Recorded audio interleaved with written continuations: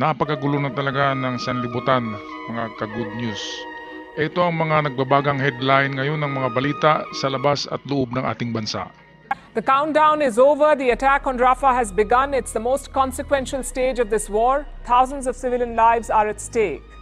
So is the long-standing alliance, that of Israel and the US.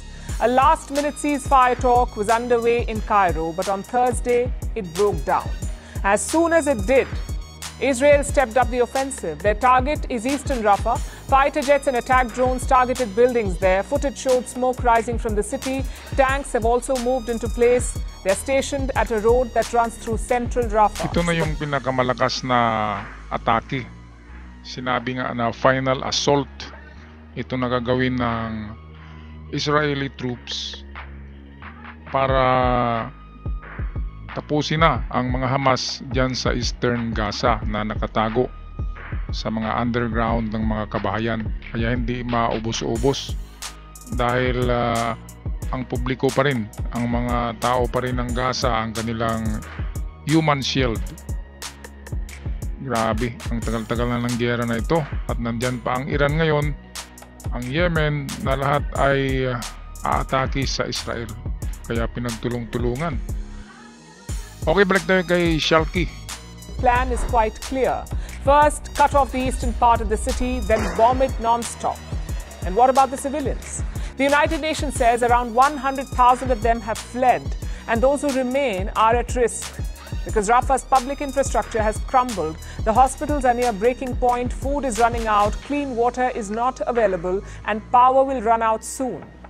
Just look at the aftermath of one Israeli strike. Ito naman kasi ang itong ugali ng mga Gazan, mga Palestinian na nandyan sa Gaza ay parang mga Pilipino rin, matigas ang ulo, matigas pa sa bato.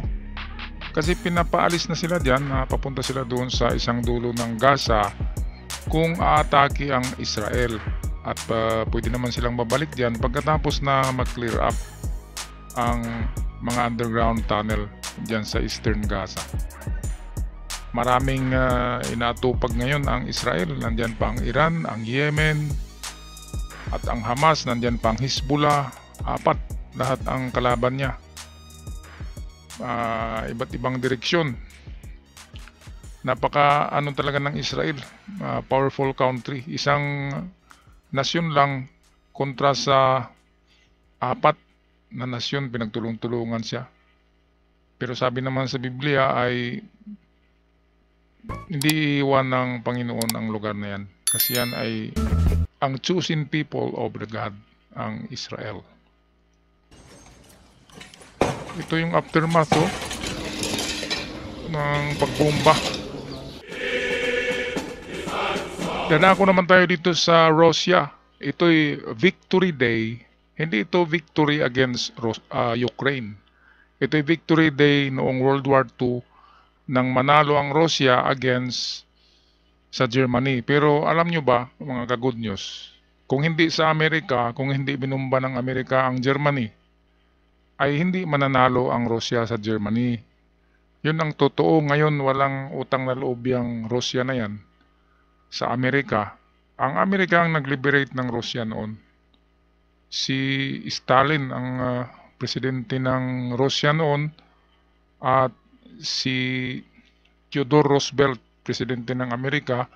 Allied countries ang Russia at Amerika noon. At ang magkasama naman sa Axis forces ay yung Germany at Japan. Ngayon magkalaban na ang Japan tsaka itong Russia. Ang Russia ay magkalaban na rin tsaka Amerika. Paiba-iba, parang politiko din pala itong gera, no?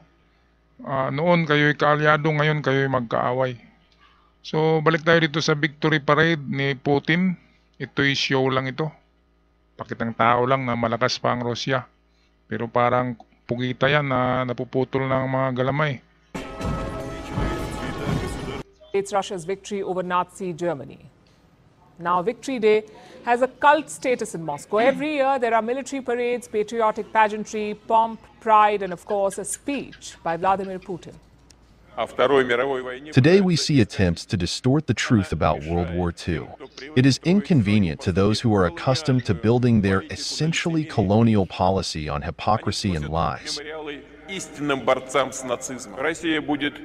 Russia will do everything to prevent a global conflict. But at the same time, we will not allow anyone to threaten us. Our strategic forces... Another warning to the West. The last time Russia fought European powers, it won. That's why Victory Day is celebrated, to mark their win in the Second World War. Yan, yung pagpanalo nila noon sa World War II. At ang tanging nemesis or pinagkalaban talaga ng Russia noon ay ang Germany, si Hitler. Ngayon, ang Germany ay kaibigan na ng Amerika, ng Japan. Noon, kalaban ng Amerika ang Germany. Kaya nga, pinaplanting rice pagbomba ang Germany noon. Pulbos lahat. At dahil sa Amerika, ay natalo ang Germany.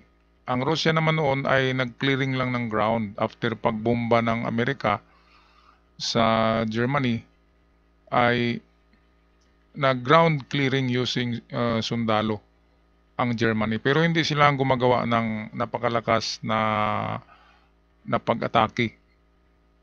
Sa hangin, ang eroplano, squadron ng Amerika, mga B-52s, yun ang mga matitinding bomber ng Amerika noon.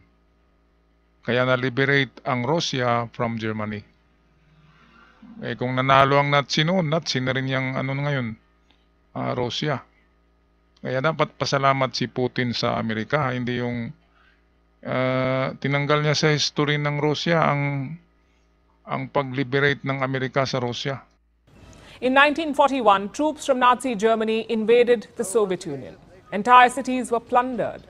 Some 27 million people lost their lives. Virtually every family in Russia was affected, including Putin's family.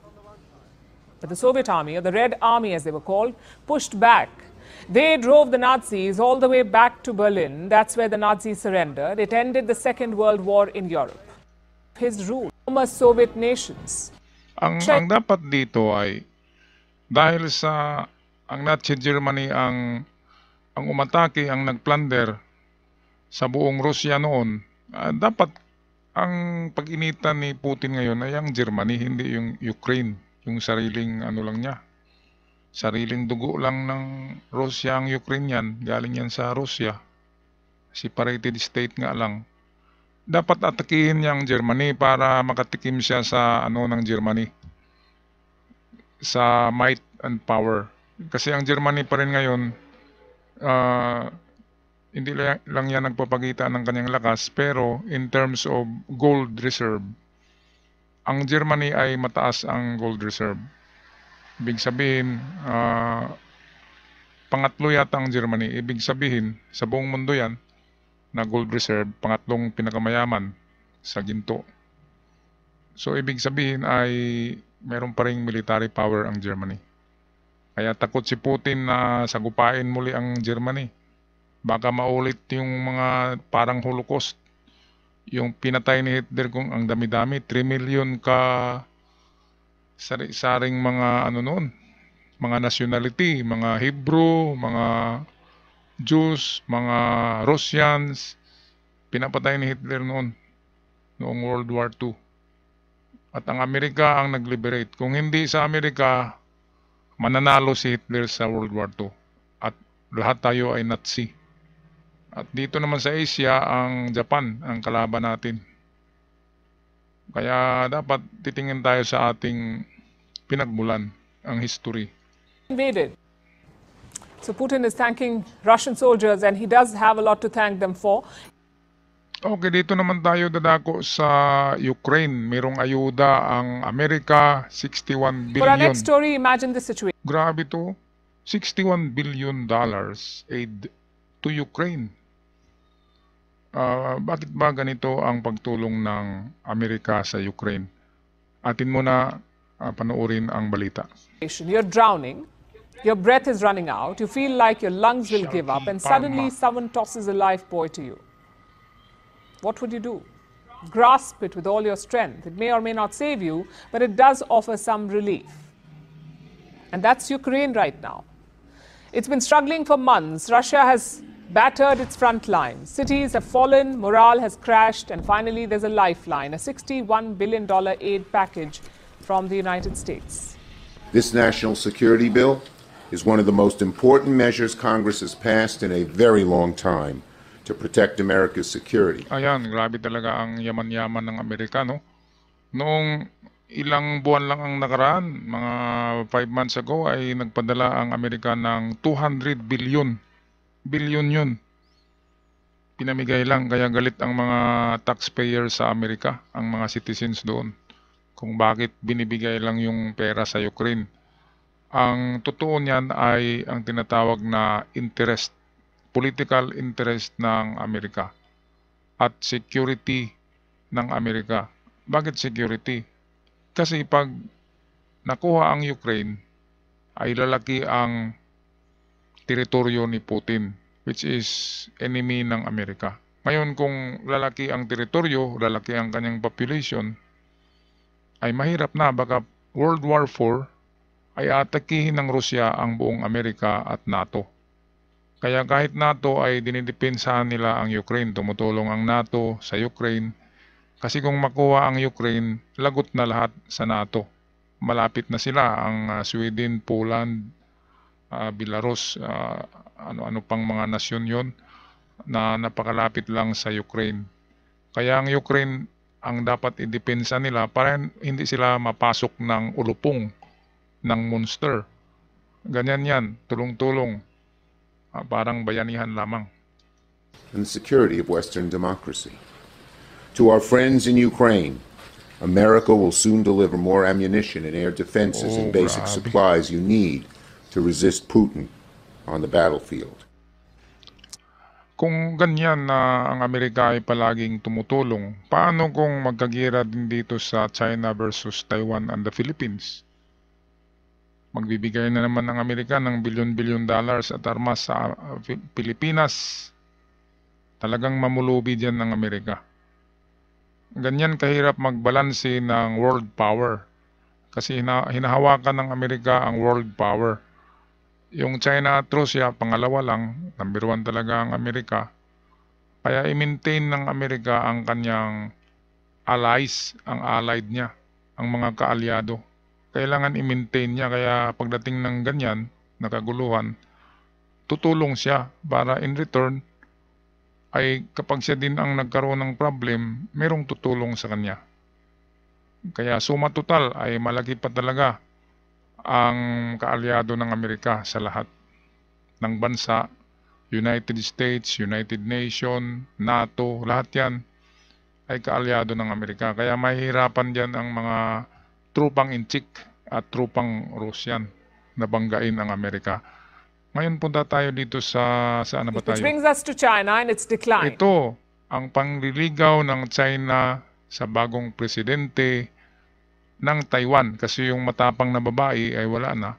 Tapos na yung termino. Ngayon itong si Ma, ang bagong presidente ng Taiwan, inimbitahan ni Xi Jinping para sa isang pulong doon sa palasyo sa China. First time daw na nag-imbita itong si Xi Jinping ng presidente ng Taiwan. Why can't they reverse it? Because their priorities have shifted. And by they, I mean the Chinese leadership, more specifically Xi Jinping.